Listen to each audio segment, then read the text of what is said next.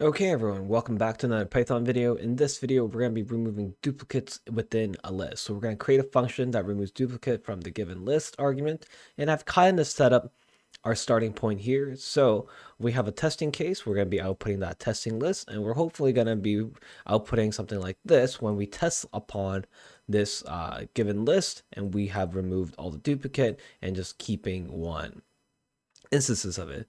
The quickest way to do this and the easiest way would be, I'm just going to write simplest solution to write is to convert the argument to a set and then convert it back to a list.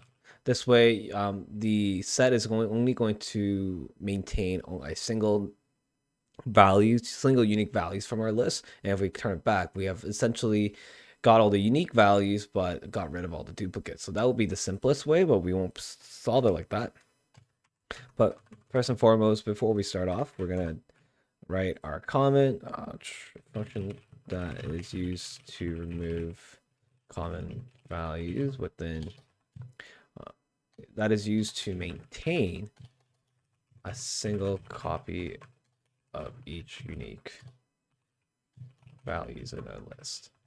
All right, so our argument is a list of various objects. And then we're going to go return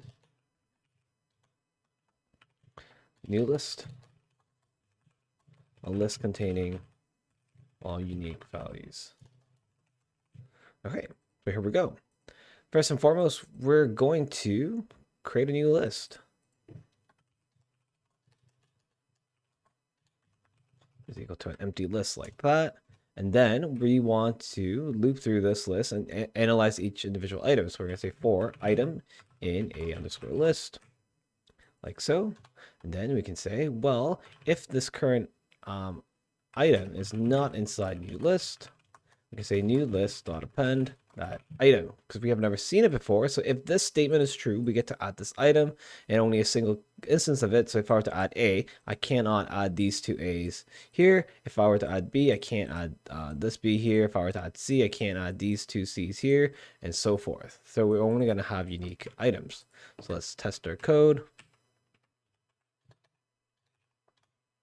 And with our duplicates removed, we have A, B, C, and D as our only unique values. One thing I do want you to notice is that, well, is there a way to make this better? And we're actually going to revisit this question later on when we learn another data type that might be more helpful for this.